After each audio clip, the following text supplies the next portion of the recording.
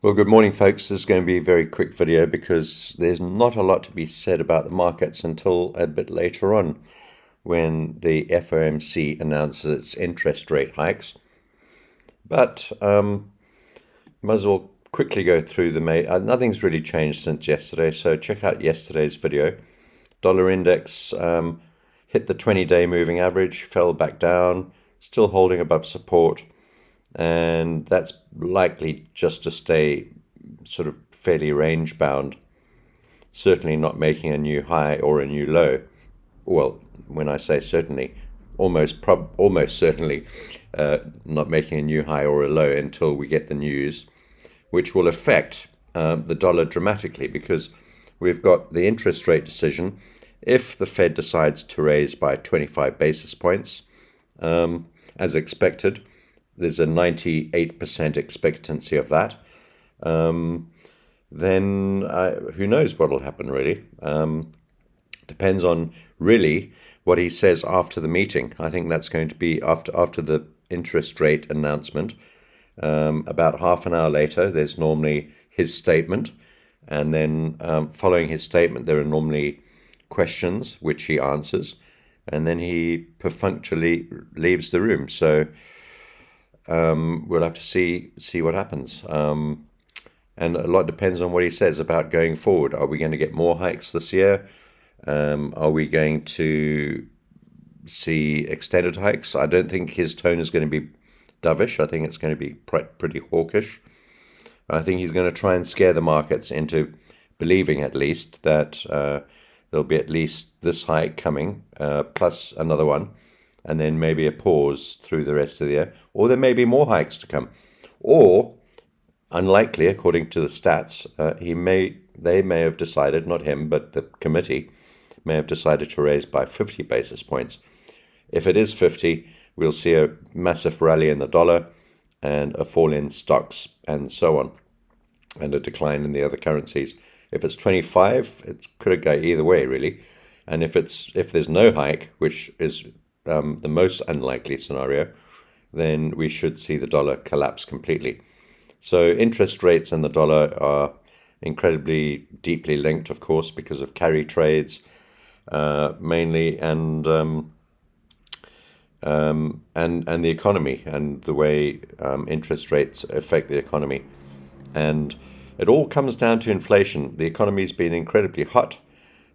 Inflation has come down a wee bit, but it's nowhere near 2%. We've seen strong jobs numbers. We've seen markets rallying in the last few weeks since Christmas, quite significantly. And all of the things and various economic indicators, particularly sentiment numbers, they're all pretty strong. GDP's been good. So all of these numbers are not really what I think the Fed wants to see. So they're either going to, incredibly unlikely, but raise by 50 basis points, or in the event of them not being able to or willing to do that, we'll probably hear some rather hawkish talk from Jerome Powell. And that's going to affect all of the currencies, the major ones at least, particularly against the dollar. So we've seen the euro falling through that support, but closing back above it, which is not good. So we got down to the 20-period moving average. We're short on the euro. We're bearish on the euro. And we're still hovering above that support line now, having not closed beneath it, even though we broke beneath it. And we bounced off the 20-day moving average, and we're still back inside that channel. We'll have to see how we go. And again, I think the technicals are not really that important. I think what's important is what the Fed does and what the Fed says. Interesting that the dollar index also bounced off the 20-day moving average to the downside. I think the best bets really are the non-dollar related pairs still, considering what's happening. This is the Euro CAD. Well done to those who actually managed to short it after we were stopped out yesterday. I did get some messages from a couple of members saying they either didn't get stopped out on a couple of occasions or a couple of messages, and others, when I sent that message saying, well, we want to sell near 1.46, I put an order at 14595. But I did send a message out to members saying, you could have a go now. Actually, we weren't that far off. We got up to I don't know, 85, 158, 144585, and my order was at 95, so it missed that order. But some people did get in; they didn't either didn't get stopped out. Actually, depending on your broker, there probably was a 50% chance of you being stopped out or not, because it came within a pip or two of our stop loss. And for those of you who did manage to get back in, well done. I mean, the market moved down quite dramatically. This pattern's holding beautifully. We've just resold this, so on the bounce off that support line. And if we can break through the support beneath us, we should be on our way down to the next level, which is at 1.44, and then perhaps down to 1.4250. So that's that one. The beauty of it is it's not dollar related, so those would be the safest going into the Fed. And the same goes for all the CAD pairs. And then the other one that we're in, which has actually bounced up quite a lot, is the Aussie Japanese yen. But that's still holding form, and I think Japanese yen, being the second biggest component of the dollar index, has just rallied up. This Aussie yen has just rallied up in line with that, so with a bounce downwards in the dollar index. So we'll have to see how that goes.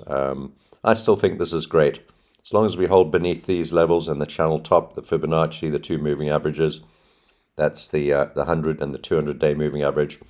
As long as we're beneath that sort of quadruple resistance level, the two moving averages, the fib and the top channel line, we should be fine. But you know, these are markets. They misbehave.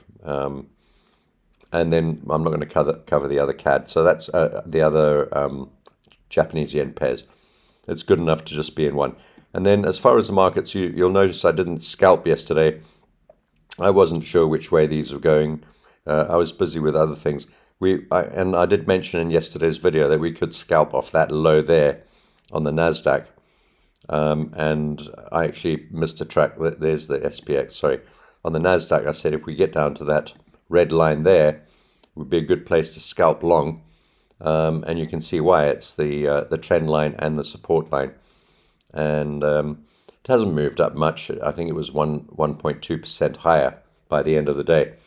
But there was an opportunity to buy at that level, which we missed. But hopefully, I know some of you were trading it, so hopefully you managed to get something out of that little rally. And then the same with the S&P. We bounced off that support line. Did probe through it a wee bit, just through it a little bit, but really just down to general support levels and pretty close to the 20-day moving average. I would have actually looked to buy at this trend line, but it didn't get down there. It sort of got in between over there. But the Nasdaq offered an opportunity which we missed. And then coming through to metals, I'm not very excited about metals at all. You've seen my thoughts on it. I think we're either going to get a blowout top on gold, moving through that resistance line towards 2,000, or we won't. Who knows? We want to be buying a little bit lower down, but we're not getting there. We don't really want to be buying up here, and we don't want to be selling too vigorously, because there's every chance that we'll have a go at that top channel line on gold, and possibly even the 2,000 level. So I think it's best left alone until we get decent opportunities to buy dips, or a very clear reversal and a big blowout through the top, and then a reversal back down again. Silver, same sort of thing. Still got that top, which we've got a small short position on silver, that's all. And we've still got this dome top, still holding beneath it. We did bounce once again off the 50-day and that support line, having penetrated it for the second time in the last couple of weeks. But we didn't manage to close beneath it, so that's not a great sign. And then the other one, if you're interested again in natural gas, go and have a look at my video, which I put up yesterday.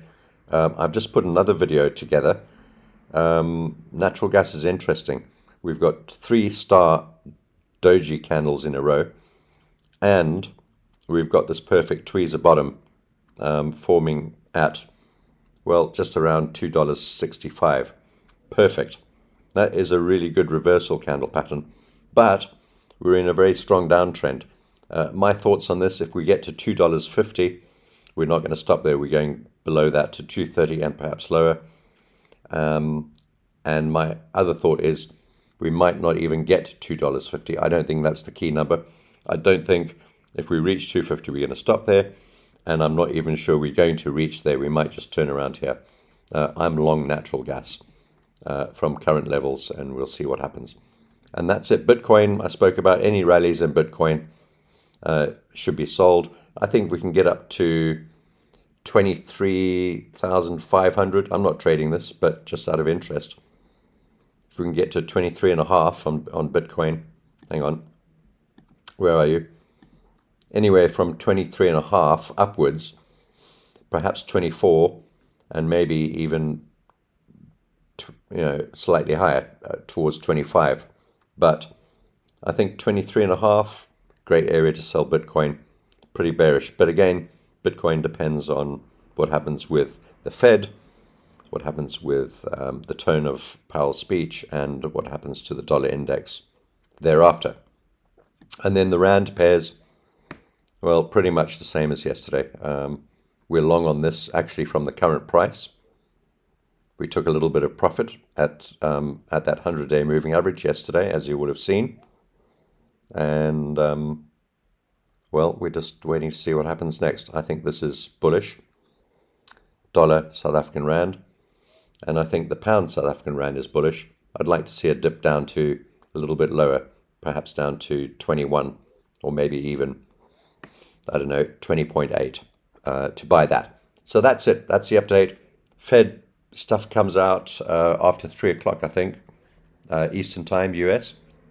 And until then, there's not going to be much going on, so don't expect a lot of trades. And then remember, on Friday, we've got the NFP jobs report as well, which is also going to be big. Take care.